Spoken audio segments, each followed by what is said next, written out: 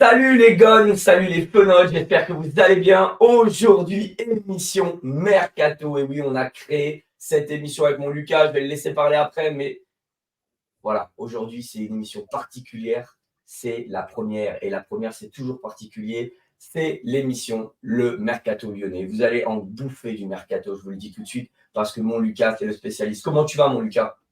Écoute, moi Julien, ça va super bien, je suis très content. Les gars, on est très content de vous retrouver parce que cette émission, ça fait longtemps qu'on voulait lancer le processus, qu'on voulait lancer tout ça et là, on vous retrouve en vidéo, ça fait plaisir. Très content. Voilà, mais moi je suis très très content aussi d'être avec toi, mon Lucas. Mon Lucas qui a travaillé d'arrache-pied. Alors, elle consiste en quoi cette émission? Elle est simple. Je sais que vous kiffez ça, le mercato. Alors, je me suis dit, s'ils kiffent, on va leur en donner. Donc, le mercato, c'est simple. Pendant le mercato, vous aurez une émission par semaine sur le mercato lyonnais. Pendant le mercato et hors mercato, toute l'année, vous allez avoir une émission qui s'appellera le mercato lyonnais. Elle sera une fois par mois. Elle reprendra les actus de l'Olympique lyonnais, toutes les rumeurs qu'il y a eu. Nous, on est juste là pour relayer. On évite de donner des infos si elles n'ont pas été mises par quelqu'un. On n'invente pas, on n'essaye pas du moins. On reprend un petit peu, voilà, toutes les rumeurs, toutes les choses comme ça. Et on donne un peu notre avis sur chacune. Et j'attends de vous que vous donniez aussi le vôtre, votre avis sur chaque rumeur, votre avis. Alors, on parle évidemment des arrivées, on parle évidemment des départs. On va parler de tout ce qui se passe un peu sur l'Olympique Lyonnais, les transferts, le mercato. Ça fait kiffer tout le monde, je le sais. Et le meilleur dans tout ça, il est avec moi, il est là. C'était mon Lucas. Bon, messieurs, on démarre. Mon Lucas, t'es content? Très content. Et d'ailleurs, je précise qu'on va tout sourcer, donc vous aurez à chaque fois la source. Comme ça, si vous pouvez aller voir un petit peu en plus à côté, vous pouvez aller voir, tout est vérifié et c'est nickel. On pique, on pique pas le travail des journalistes, messieurs, on pique pas le travail des journalistes, on les laisse faire leur travail. Exact. Messieurs, on va démarrer, c'est parti. Comme vous pouvez voir aujourd'hui, on n'est pas en direct. Et oui, parce que on tourne par rapport au férié, on essaye de faire comme on peut. Donc voilà. Aujourd'hui, on démarre et pour démarrer, le petit jingle.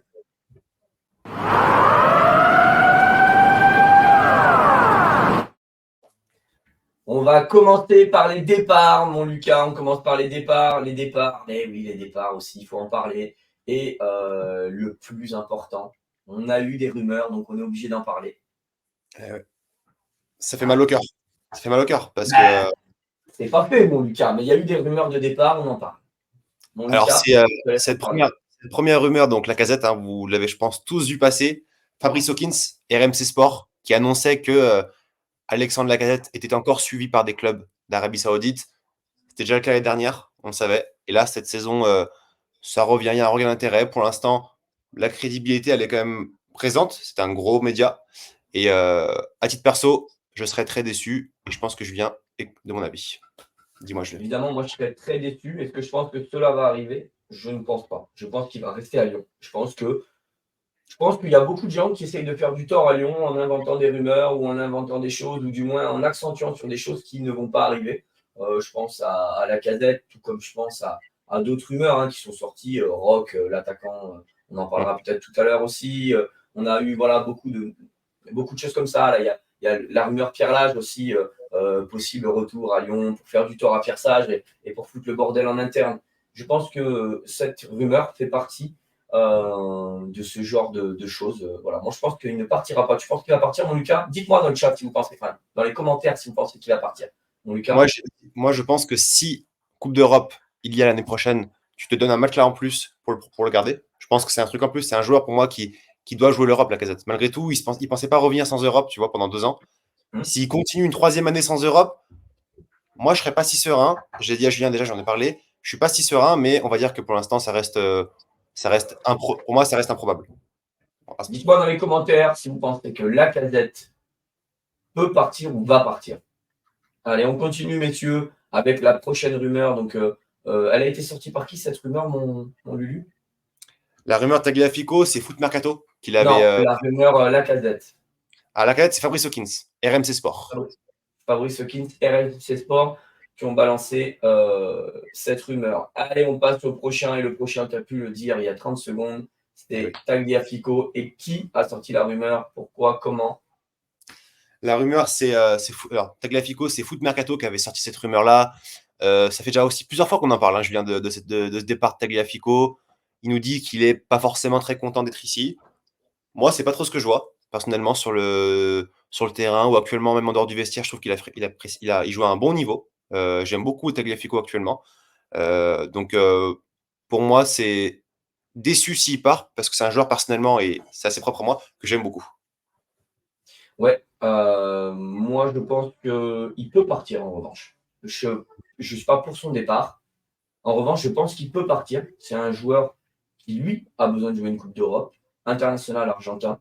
Je pense qu'il était dans le mal à Lyon avant Pierre Sage. Peut-être qu'aujourd'hui, il a un autre discours. En revanche, je pense que lui peut partir. Je pense qu'il y a des grosses écuries en Europe qui peuvent venir le chercher pour être doublure. Un joueur d'expérience. Je suis beaucoup plus sceptique sur lui, qui n'a pas réellement une attache comme Lacazette à Lyon. Euh, En revanche, ça ne veut pas dire que je voudrais son départ.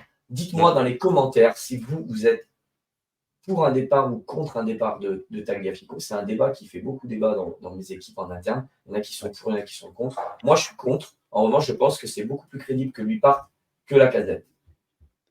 D'ailleurs, sur ce dossier-là, rapidement, Oui. un petit truc, c'est que j'ai parlé beaucoup avec Victor, donc Vic de la chaîne, qui lui est de mon avis, et même plus que moi. C'est un de ses joueurs préférés d'ailleurs dans l'effectif. Il trouve qu'il apporte une vraie solidité défensive, qu'il est vraiment solide, et que même s'il a un petit manque offensif, et ben, c'est un joueur, malgré tout, c'est un cadre du vestiaire, et ce mec-là, à remplacer, c'est pas facile à remplacer. Oui, je suis totalement d'accord. Je suis totalement d'accord. On passe au suivant, mon Lucas, et c'est parti. Vous avez vu, on les enchaîne, hein, les rumeurs qu'il y a eu, on enchaîne tout. On estime que il y en a eu beaucoup, donc on ne va pas traîner non plus sur chacune des rumeurs. Dites-moi dans le chat ce que vous en pensez, et dites-moi si cette vidéo vous plaît, vous me mettez les pouces, et vous commentez, vous vous abonnez, c'est important, et c'est gratuit. Voilà, Et le prochain, c'est Enrique. la Est-ce rumeur. que Enrique va partir? La rumeur est vraie, plus que vraie, mon gars. On t'écoute. Oui. Là, Enrique, c'est toujours Foot Mercato. Donc, cette rumeur, elle date de fin mars, début avril. Donc, on vous la met dans la vidéo parce que la vidéo du mois, hein, ça reprend toutes les infos du mois. Enrique qui serait sur le départ. Il me semble qu'il est en fin de contrat, Enrique. Donc, pas prolongé. Ici, on parle du coup de non-prolongation.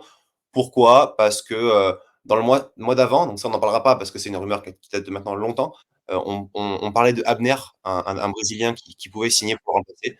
Donc, est-ce qu'on a déjà un plan ici? Est-ce que Textor a déjà son plan à lui? Est-ce que la CIL a déjà leur plan? À voir. En tout cas, Enrique, c'est un genre de devoir qui apporte, je trouve, satisfaction quand il joue. Après, c'est un joueur qui a pour moi un vrai palier. Enfin, qui a un vrai plancher, pardon. Il a un plafond de verre qui ne passera jamais, ça on le sait. Et donc, du coup, moi, je ne suis pas fermé à l'idée qu'il parte. Si on prend un latéral de concurrence, meilleur. Voilà. Ok, alors moi je suis totalement contre son départ. Je pense qu'il va partir en revanche.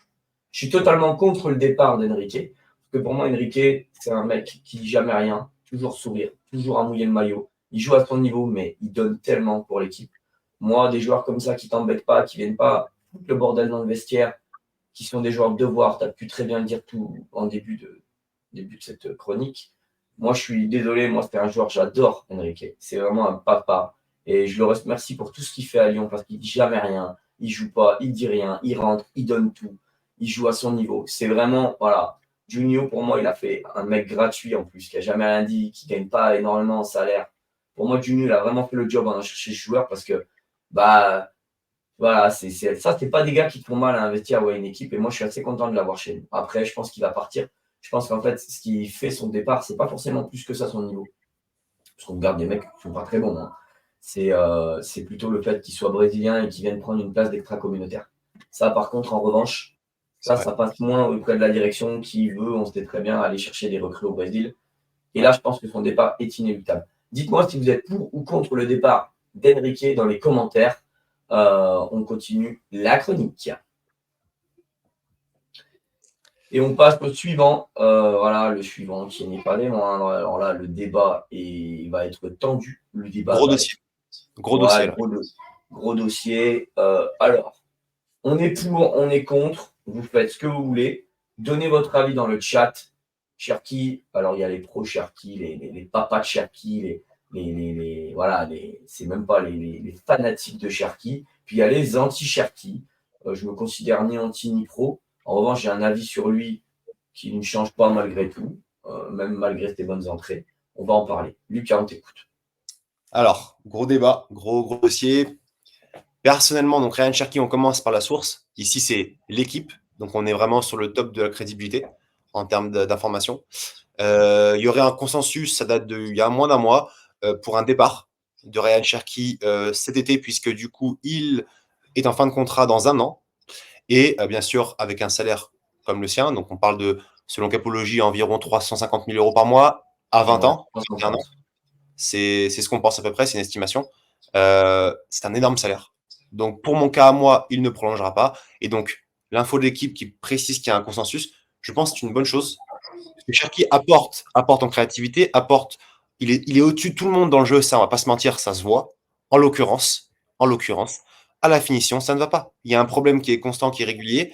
Il n'a jamais corrigé ça. Il reste jeune, mais ce problème à la finition, pour moi, ça ne passe pas. Et un remplaçant à 350 000 euros par mois, c'est pas possible. C'est pas viable, Julien. Pour moi, c'est pas possible. Donc, je suis pour son départ. Alors, le cas Ryan Cherki. Le cas Ryan Cherki. Dites-moi dans les commentaires si vous êtes pour ou contre un départ de Ryan Cherki. Ryan Cherki. Alors, comment vous dire? Je suis totalement pour un départ. Il y a plusieurs raisons. Déjà, la première, je pense que c'est une très bonne chose pour lui qu'il parte et qu'il aille s'épanouir ailleurs. Je pense qu'à Lyon, il n'y arrivera pas. Ça fait très longtemps qu'il est là et je pense que il est dans son cocon et il faudrait le sortir de ce cocon. Donc déjà, je suis pour un départ. Ça n'enlève rien à son talent, il faut être honnête. Et quelqu'un d'aussi fort des deux pieds, aussi bon techniquement, aussi juste sur beaucoup de domaines, voilà, c'est quelqu'un qui a un énorme talent. En revanche, je pense qu'il ne percera jamais à Lyon. Je pense qu'il a aussi des lacunes psychologiques parce que il aime pas défendre. Tu peux pas jouer au football à haut niveau aujourd'hui en étant un peu feignant sur le terrain. C'est pas possible. C'est un gros feignant. Moi, je connais pas un grand joueur dans le monde qui est feignant. C'est pas possible. Et il est feignant. Il défend pas. Les replis défensifs, c'est compliqué. C'est un joueur à réaction. C'est quelqu'un qui est très fort quand il rentre parce qu'on l'a mis dans cette situation. Quand il était titulaire, tranquille. Moi, c'est un joueur que je sais qu'il est bon, mais je pense qu'il réussira pas à Lyon. Donc, je suis totalement pour son départ. Il touche un salaire de ministre, c'est un truc de malade. Alors, j'aime pas parler d'argent, mais quand même, il faut en parler. C'est stratosphérique. Je ne sais pas si vous vous rendez compte que lui, il touche quasiment 3 fois. Enfin, on peut payer 3 joueurs à 100 000 euros. Aujourd'hui, il y a des super bons joueurs. D'ailleurs, on a recruté des gars et il ne les touche même pas. Donc, lui, il a un salaire très, très bien négocié. Je pense que ce salaire-là, il est négocié très bien à l'époque de Jean-Michel Aulas parce que voilà, c'est un enfant du cru et nanani et nanana. Et je déteste cette politique de néo-lyonnais. Moi aussi, je suis lyonnais, mais il est hors de question que je considère un lyonnais plus qu'un autre. Moi, ça marche pas, ça. Moi, c'est le niveau qui prime avant le fait que tu sois né à Lyon. Et c'est insupportable de voir ça de la part de certains qui protègent. Je me suis encore embrouillé sur Facebook récemment. Les Lopez, les Cacré, les Cherki. Mais les gars, s'il est nul, il faut le dire. Qu'il soit né à Lyon ou pas, j'en ai absolument rien à foutre. Moi, je suis juste là pour dire si les joueurs sont bons ou pas bons, ou du moins s'ils apportent quelque chose. Et moi, je pense que lui, il est ultra protégé. C'est peut-être un des plus protégés. Et honnêtement, je suis totalement pour son départ. Alors, on s'éternise un peu sur Ryan Cherki parce que c'est un joueur de talent. C'est un joueur qui a une certaine valeur marchande aussi. Mais moi, je pense qu'il faut qu'il parte pour son bien à l'étranger. Julien, c'est la raison. Tu as dit, il a une valeur marchande. Le problème, c'est qu'il est en fin de contrat dans 1 an. Donc, si tu ne le vends pas maintenant, tu perds la possibilité de le vendre. Donc, bien sûr. Non, mais ça, c'est l'atout numéro 1. C'est le fait qu'ils soient aussi en fin de contrat. On va faire une Aouar, on va faire une Gomis, on va faire une Dembélé. Les gars, oh, Rachid Ghezal et compagnie. Ah, faut arrêter ça. Il faut absolument le vendre parce qu'on ne peut pas prolonger à ces montants-là un gars. Et surtout, il ne va pas nous mettre une carotte de bon 25 millions d'euros. Là. Non, il faut le vendre. Mais moi, voilà, dites-moi si vous êtes pour ou contre le vendre. Moi, je suis totalement pour le vendre. Je vois même pas l'intérêt de continuer à le garder. J'aurais déjà vendu même avant. Pour son bien et pour le bien du club. On continue. Et c'est bizarre, mais j'en parlais il y a 10 secondes. Voilà, on continue. Et le prochain, il est là. Et là, c'est pareil. On va dire. Bon, Lucas. Maxence Cacré. Il manquerait plus que Lopez pour compléter la triplette. Sur Cacré, encore un dossier un peu similaire. Cacré, en fait, je trouve qu'il a du mal déjà sur les derniers matchs. Il a encore du mal, j'ai l'impression. il était remonté un petit peu, tu sais, il avait cette petite phase de positif. Matic, qui a apporté vraiment du plus. Il était vraiment redevenu un joueur tout à fait correct, tout à fait bon. En revanche, sur le dernier match, c'est pas possible. Il y a des pertes de balles dans l'axe, il y a des pertes de balles trop répétées, il y a des choses qui vont pas. Techniquement, c'est un bon joueur. Il fait des choses, il est intéressant, beaucoup d'activités, beaucoup de choses. Mais Cacré, il y a toujours ce palier. Pour moi, il y a toujours ce palier qu'il n'arrive pas à franchir, qu'il n'a jamais franchi vraiment. Et en plus, ici, donc l'équipe, encore une fois, c'est l'équipe qui nous apprend que Maxence Cacré, donc il y avait des rumeurs de départ déjà à Fulham cet hiver. Et maintenant, on est sur une fin de cycle, puisque sa femme cherche déjà un appartement. Ça a été, il avait dit déjà, c'est elle qui veut partir d'abord en priorité. Et du coup, le joueur, lui, se voit partir. C'est-à-dire que c'est une fin de cycle, puisque la Coupe de France, la finale de Coupe de France, lui permettra ou pas de décrocher, de rester sur une bonne phase avec son club de formateur. Et pour moi, je suis pour un départ de Maxence Cacré cet été, puisqu'il faut le remplacer par un joueur créatif au milieu de terrain, quelqu'un qui apporte dans le dernier tiers, donc vraiment proche de la surface. Et Maxence n'est pas bon dans la surface de réparation. C'est son vrai défaut, il est mid. Pour moi, c'est un joueur mid. Voilà. Ok, dites-moi dans le chat si vous êtes pour ou contre, chacun a son avis sur que ce soit Ryan Cherki, Maxence Cacré. Je sais que ça va faire débat parce que dès qu'on touche au petit lyonnais, c'est terrible. Et pourtant, je suis lyonnais, hein. Moi, je sais pas, j'ai pas cette politique-là. Je sais qu'il y en a à la part de certains. Les lyonnais, il ne faut pas y toucher. Mais bon, moi, ça marche pas comme ça avec moi.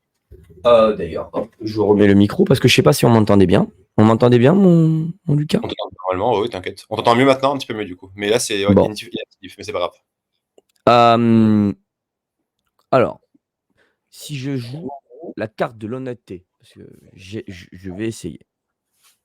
Je vais essayer, puisqu'il y en a, ils disent que j'ai une dent contre Cacré. Cacré, depuis 4 ans, depuis le Final 8, c'est quelques bons mois dans l'année. Souvent, il finit très, très bien. Tout comme ses matchs d'ailleurs. Il commence très, très mal. Donc il a très mal commencé l'année dernière et il a super bien fini. Il finit toujours très bien les 2-3 derniers mois. Cette année, pour moi, il est catastrophique pendant 6 mois, jusqu'à, décembre, janvier, jusqu'à l'arrivée de Matic. Mais catastrophique, hein. Je sais qu'il a une énorme activité sur le terrain, ce qui plaît à beaucoup. Il ne se cache pas. C'est un joueur qui ne se cache pas, qui court beaucoup, qui a une énorme activité de course, de répétition de course surtout. Il se donne, voilà, et il finit souvent très bien les matchs parce qu'il a un tel volume de jeu, d'activité, qu'il termine toujours bien les matchs. Je pense que c'est pour ça que les coachs l'apprécient. C'est parce que le mec, c'est un vrai combattant sur le terrain. Malgré qu'il ne sache pas tirer, malgré qu'il ne sache pas faire des passes longues, malgré qu'il ne sache pas jouer dans les jeux aériens, malgré qu'il soit mauvais dans les duels physiques. Ceux qui viennent me dire le contraire, vous êtes des menteurs, hein, d'accord?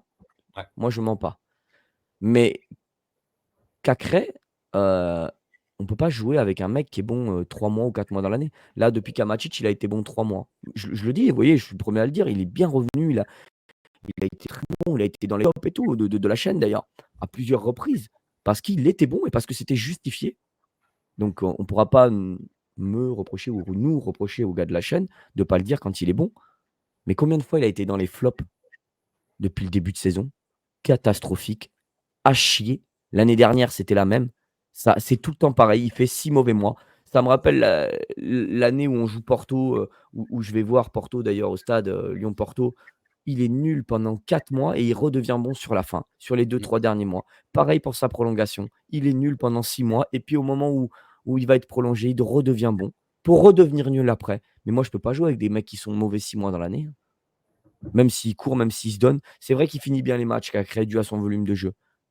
Mais moi, j'attends beaucoup plus d'un mec comme lui. Il touche 300 000 € par mois maintenant. Alors, j'aime pas parler d'argent, mais c'est pas possible. On peut pas, voilà. Et puis même pour lui, je pense que là, c'était déjà l'année de trop, en fait. Oui. Je pense que pour lui, à un moment donné, il faut partir. Et ce qu'il dit, Lucas, il a totalement raison. Moi, on me l'a dit il y a très longtemps déjà, il y a au moins 3 ou 4 mois. Sa famille aimerait partir à l'étranger. Partir à l'étranger. Il n'est pas parti parce qu'il aime le club et il voulait pas faire du tort au club pour aller à Fulham cet hiver. Mais Cacré, c'est un joueur qui a une belle valeur marchande, qui est un combattant, qui est un joueur correct. Même si je trouve que sur certains points, il n'a même pas le niveau de la Ligue 1, en termes de frappe, en termes de beaucoup de choses. Mais voilà, Cacré, il plaît au coach dû à son activité et son volume de jeu qui est impressionnant, il faut le dire. Mais personnellement, moi, je suis totalement pour son départ. Je vous le dis, pour moi, Cacré, Heu, il faut à un moment donné, il y a un cycle, il faut savoir vendre au bon moment. Je l'aurais déjà vendu, mais là, il faut que ça s'arrête, hein, clairement. On est Surtout malgré son bon niveau parfois, je trouve simplement qu'on en fait trop à chaque fois et la commune lyonnaise ah en fait oui, trop sur les Lyonnais en général. Mais Cacré, c'est vraiment le point culminant. C'est-à-dire que dès qu'il fait un mauvais match, ils le diront pas. Ils le diront pas et puis dès qu'il fait un bon non, match, il va être porté en l'air, mais vraiment plus que n'importe qui. Alors que par exemple Matic, ça peut lui arriver de faire des matchs un petit peu moins bien, on lui chie à la gueule. Et ça va pas. Il y a cette différence de traitement de entre les 2. traitement. Et oui, moi ça me va pas. Moi je le dis, Mais hein, il y a ça me la va pas. même différence de traitement avec Ryan Cherki, dès qu'il fait des bonnes entrées ou des on a cette différence de traitement avec les Lyonnais et les non Lyonnais qui est insupportable. Moi, c'est insupportable, je le supporte pas. Pourquoi on jouerait pas tout simplement la carte de la franchise? Mmh, c'est vrai. On passe au troisième et là, c'est pareil, voilà, c'est lui, c'est pareil, hein, mon Lopez, hein, que j'aime beaucoup. On t'écoute. Franchement, ça va être très rapide sur lui. Donc, c'est info l'équipe. Le club est prêt à libérer Anthony Lopez de sa fin de contrat. Hein. Donc, il restait 1 an de contrat. Et ici, pour moi, il n'y a même pas de débat. C'est que simplement, on a son remplaçant déjà, Lucas Perry, qui est au club, qui est arrivé cet hiver, qui a eu le temps maintenant de s'acclimater au club. Et tout simplement, il est meilleur. Il est plus intéressant, il est plus grand, il est plus fort, il fait peur. Donc, pour moi, c'est déjà un combat qui, de base, était faussé. Là, il se retrouve qu'il est toujours titulaire puisque c'était prévu comme ça. Mais clairement, il y a des matchs où j'aimerais que Perry soit aligné d'office puisqu'il me rassure beaucoup plus. Il y a sûrement des buts qu'on aurait même pu, je pense, éviter sur les 3-4 derniers matchs où Lopez redevient moins bon, il retrouve un peu de difficulté. Donc pour moi, c'est un départ logique pour Anthony Lopez. Ouais. Bon, Anthony Lopez, gardien que j'ai adulé, gardien que j'aime beaucoup. Voilà, enfant du club, très, très, très protégé. Très protégé malgré tout, mais bon, faut savoir le dire, ça a été un gardien qui nous a sauvés à maintes reprises, toutes ces années. C'est une légende, pour certains. J'irai pas jusqu'à dire légende pour moi, parce que pour moi, les légendes en gardien, avant lui, on a coupé. Donc, peut pas y avoir 50 légendes, hein. Mais, très apprécié, très belle grinta, un vrai combattant. Moi, j'ai toujours protégé Lopez, c'est quelqu'un de super.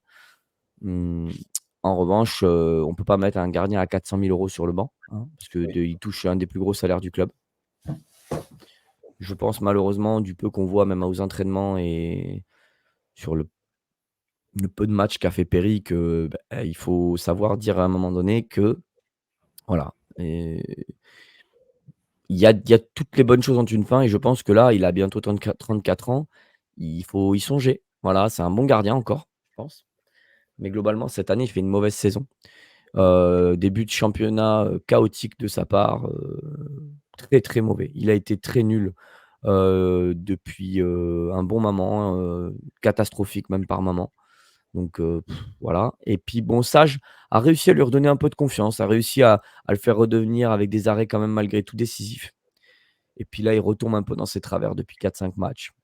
Je pense qu'il est temps que les choses s'arrêtent, qu'il aille peut-être terminer sa carrière, ailleurs, et voilà, à moins qu'il accepte de baisser son salaire et de venir encadrer Perry, qui est un jeune gardien malgré tout. Mais je pense qu'il faut savoir, mais Coupé est parti, les gars. Coupé est parti de Lyon à un moment donné. Il est parti, et que je peux vous dire que Coupé, sans manquer de respect à Lopez, c'était pas Lopez. C'était un gardien qui faisait partie des meilleurs du monde. Lopez ne fait même pas partie des meilleurs gardiens de Ligue 1. Donc, si vous voulez, avant Lopez, on a Lucas Chevalier, Brice Samba, pour ne citer qu'eux. Mais il y en Lucas, a, mais ouais, non, mais il y en a au moins 7, 8, 9, 10 devant lui. À eh une oui. époque, c'était pas le cas. C'était meilleur pour moi, le meilleur gardien de Ligue 1. Aujourd'hui, il est même pas dans les 8 premiers. Mmh, Donc, mmh. à un moment donné, il faut savoir dire stop. Même si on l'aime, même si tout ce que vous voulez. Il a un déficit de taille aussi. Il est pas très grand. À l'heure d'aujourd'hui, être un gardien et faire moins d'1,89 m, 1,90 m, c'est compliqué. Donc Mmh, je suis mmh. totalement pour son départ. Déjà parce qu'il a un salaire de ministre. De 2, parce qu'il faut que toutes les choses s'arrêtent à un moment donné. C'est une fin de cycle. Je pense que cette fin de cycle va arriver cette année pour les 3 derniers joueurs qu'on a cités. Je sais qu'il y en a, ils vont dire: «Hein, vous êtes des ingrats, vous êtes des machins», mais cassez pas les burnes, bordel. Pas du tout, On n'est on pas respecte ingrats, les on dit: joueurs. On «Je respecte leur respecte», niveau, on respecte bien sûr. les joueurs, on respecte quand ils sont bons et je l'ai dit, Cherki, c'est un joueur que j'adore dans le jeu. En revanche, il y a des choses qui passent pas et puis il y a des c'est une fin de cycle, c'est une fin de cycle et la coupe de France, la finale, elle arrive au bon moment, je pense. C'est le meilleur Oui, timing. voilà et je pense qu'il faudrait terminer en beauté pour ces joueurs, mais je pense que voilà, ces 3 là, ils incarnent, ce qui se passe à Lyon depuis un moment, c'est-à-dire les néo-lyonnais, les tout ça. Il faut que ça s'arrête parce que sinon on continue ce cycle-là. Non, je pense qu'il faut que ça s'arrête et Lopez, malheureusement et pourtant Lopez dans le comportement, il a toujours été irréprochable. Bah, malheureusement et pourtant avec tout l'amour que je lui porte, il faut que ça s'arrête. Donc voilà, bon, je sais qu'il y en a, ils vont dire: «Ouais, vous êtes des ingrats». Bon, mais on n'est pas des ingrats, on parle de ce qui se passe actuellement. Arrêtez un peu de toujours vivre dans le passé, c'est insupportable. Essayez de voir un petit peu ce qui se passe dans le présent et surtout dans le futur. Lopez est pas bon cette année, il faut arrêter de se mentir, il est même nul à chier. Si on prend, franchement, si je devais le noter cette année sur 10, je lui mets 3 et encore, hein. Je lui mets 3 par respect parce qu'il revient bien là depuis 2 3 mois, mais là, il repart dans ses travers depuis un mois. Il a fait 2 3 bons mois là en début de saison, début janvier et puis il est reparti dans ses travers là depuis un mois. À un moment donné, il faut sur une saison, on ne peut pas jouer que 3 mois, hein, on dirait Cacré. Moi, j'oublie pas, hein, ces 6 premiers mois là, hein, avant Pierre Sage, hein, ou Ouais. ces 4 mois là qui sont catastrophiques. Voilà, moi j'essaye, faut rationaliser toute une saison. Pour moi, Lopez, il faut qu'il parte. Il peut voilà, avec tout le respect, il faudra lui faire un énorme hommage, mais voilà, il faut que ça s'arrête. Pour moi, c'est un avis personnel. Dites-moi dans les commentaires si vous êtes pour ou contre le départ de Lopez. Si, dites-moi. Moi, je suis totalement pour son départ. Et surtout, Lucas? restez sur la vidéo, abonnez-vous parce qu'on va passer sur une catégorie, les arrivées, vous allez voir, où là, je pense qu'il y en a qui vont être encore un petit peu plus contents. Eh oui, c'est parti, on démarre la les arrivées du coup, les rumeurs mercato, c'est maintenant, beh, c'est parti, on commence?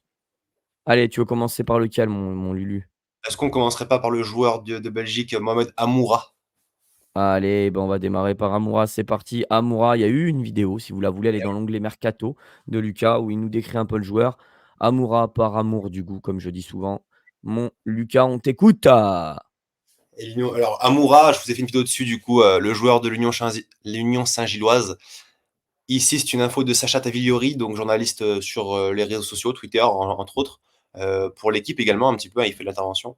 L'info, c'est que Amoura serait sur, la liste, en tout cas dans le viseur de la cellule de l'Olympique Lyonnais. Ici, donc voilà, comme j'ai dit, c'est un numéro 9, capable de jouer sur l'aile gauche aussi, donc vraiment un joueur polyvalent, petite taille. Pour moi, le profil comparatif, c'est Amine Gouiri, un petit peu dans le profil. Heu, pour son arrivée, alors, je vais dire mon avis honnête, je ne comprendrais pas qu'on veuille un joueur qui joue actuellement numéro 9 ou ailier gauche, alors qu'on a Benrahma, Fofana et que pour l'instant, en l'état, on a Lacazette, Orban, Baldé, tu vas rajouter. C'est pas le poste ciblé. Pour moi, si on devait recruter un offensif, ça serait sur l'aile droite, où là, en revanche, tu risques de perdre Cherki, comme on a dit, et Nouama se retrouve tout seul. Donc moi, je vais dire contre par rapport au profil du joueur, à son poste. Sur le niveau du joueur, j'ai des petits doutes, puisque depuis janvier, il est beaucoup moins efficace. Il y arrive beaucoup moins, et c'est pour ça d'ailleurs je pense, on le cible et qu'il ira pas dans un club plus haut. Donc je vais dire contre, parce que il joue pas au poste désiré pour moi. C'est pas un poste où on a besoin de recruter. Voilà, puis, le montant est élevé, hein, on parle de 20 millions d'euros. 20 millions. Ouais. On parle de 20 millions d'euros pour un joueur. Alors bon, on sait très bien qu'annoncer 20, ça finira à 15, hein, c'est Ouais. pas le problème. C'est juste que c'est un joueur qui a un physique plutôt petit, hein, qui est Mmh. plutôt rapide. Moi, je comprendrais pas qu'on veuille le prendre.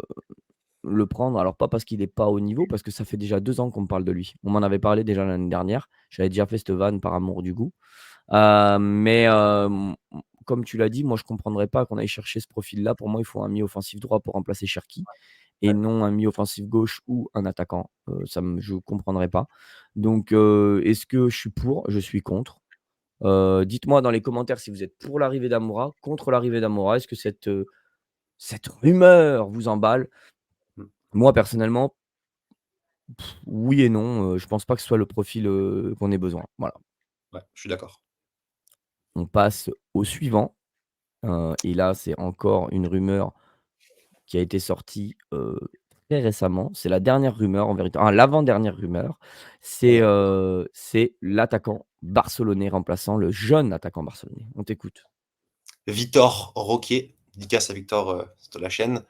Non, joueur, donc là, information information du coup qui nous provient d'Espagne, gros média espagnol, Mundo Deportivo, qui nous apprend du coup que, Vitor Roque D'ailleurs, il y a eu un post hier, vous pouvez aller voir sur les réseaux, de Fabrizio Romano, qui a cité la femme du joueur, sa copine en tout cas, parce qu'il est jeune, qui simplement se moque de Xavi, l'entraîneur du Barça, puisqu'il l'a laissé encore sur le banc.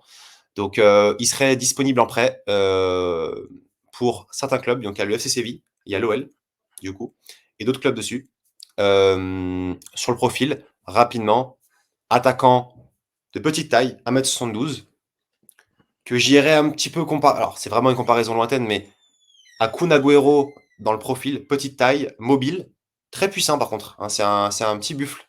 Mais joueur, c'est un 9 strict pour moi. Et actuellement, il joue au Barça sur l'aile gauche, ça marche pas. Mais encore une fois, c'est pas le bon poste. Donc je vais me répéter comme Amoura. Pour moi, je vais être contre cette rumeur-là. C'est pas le bon poste. Et c'est un prêt. Ce n'est qu'un prêt, ça m'intéresse un petit peu moins. OK, très bien. Alors moi, contrairement à Moura, je trouve le profil plus intéressant qu'Amoura, malgré tout. Pas parce que, je suis plus hypé parce que c'est un Barcelonais, non, pas du tout. Je pense que ça peut emmener cette touche un peu du Brésil, et autre chose, c'est si on garde pas Orban, en fait. Si Oui. on garde pas Orban, je préfère le profil Roquet, que le profil, Amoura. Pourtant, je pense qu'Amoura, il a beaucoup de talent, mais autant j'aimerais voir un Brésilien devant, que Lacazette pourrait accompagner.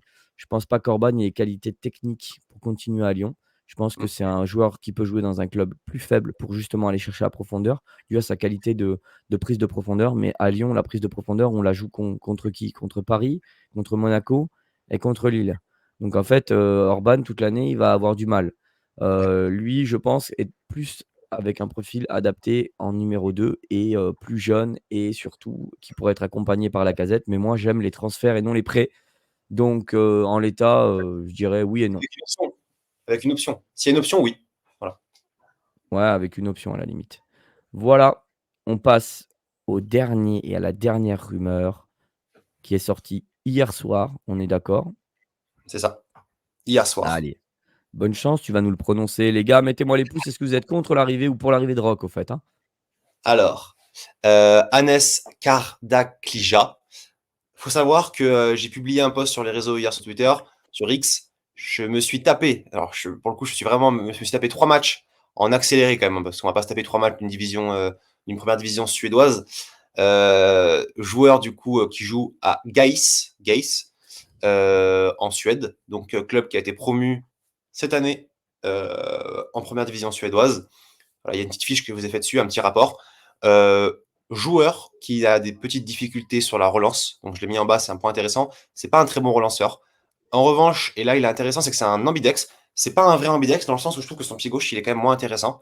Il va parfois forcer sur son pied gauche pour relancer. Ça marche pas toujours. Donc il a une vraie axe de progression là-dessus. En revanche, très dominant dans les airs. Sur la dégaine, il m'a fait penser un petit peu, vous savez, à Jake O'Brien, mais en plus technique, en plus. C'est un vrai 6 plus bas, j'ai l'impression un petit peu. Sauf qu'il n'a pas la qualité de pied d'O'Brien. Ça, c'est un point négatif. Très bon sur le placement défensif. Ça, c'est un plus. Joueur qui a un très bon sens de l'anticipation, comme j'ai dit. Il y a une action où il part tout simplement de la charnière. Il anticipe, il vient intercepter le ballon. Mais juste après, qu'est-ce qui se passe? La défense, l'attaque presse et il perd le ballon. Donc, joueur qui est encore pas prêt, je pense, pour le top niveau. Pour moi, soit pour la réserve, soit pour le banc de touche. Pas plus. Donc, je vais être pour parce que c'est un jeune joueur et que ça coûtera pas cher. Mais c'est encore trop brut. Moi, des jeunes joueurs qui viennent de divisions, différentes, surtout on est en train de remarquer, je trouve personnellement qu'il y a beaucoup de pays comme, la Norvège, la Suède, tous Mmh. ces pays nordiques un petit peu, en plein développement avec des pépites qui sont sorties, je pense à l'attaquant de Benfica, heu, voilà, le ou Mmh. Du Sporting, excuse-moi, du Sporting. Gyökeres. Ouais, Ouais, qui est incroyable et qui nous venait de Norvège, qui a été acheté très cher, mais je pense qu'il y a quand même une nouvelle génération, de ouais, jeunes talents qui nous viennent de ces pays nordiques et pourquoi pas lui. Donc moi, si ouais. c'est pour être sur le banc en 4e d'essai, pourquoi pas? Moi, ça me gêne pas, c'est pas cher, c'est en plein développement, bien sûr. Bien sûr que des mecs comme ça, c'est intéressant, moi. Moi, je les prends, c'est pas cher. Ça va aller jouer sur le banc, ça me gêne pas. Faut bien des 11 titulaires et des joueurs sur le banc. Si vous prenez que des excellents joueurs derrière, il se passe quoi après? Il se passe quoi? Il se passe que derrière, il y a une concurrence qui fout la merde, qui crée des conflits et moi, le conflit, j'aime pas ça. Je sais que gérer un groupe, c'est gérer des hommes et je peux vous dire que, faut pas avoir une pomme pourrie dans un panier, hein. Ça peut C'est vous vrai. coûter très, très cher. Donc moi, pas contre, même pour une arrivée comme ça qu'un joueur qu'on accompagne dans sa progression de joueur de haut niveau. Moi, je suis plutôt pour. Voilà. Et Dis-moi? d'ailleurs, à savoir avant de finir, dans le top 5 des joueurs à suivre en Allsvenskan, c'est la division 1 suédoise, j'ai vu ça. Donc c'est un vrai prospect par contre. C'est un joueur qui est vraiment suivi par des gros clubs. Il y a le Borussia Mönchengladbach, il y a Liverpool qui était également présent pour le scout.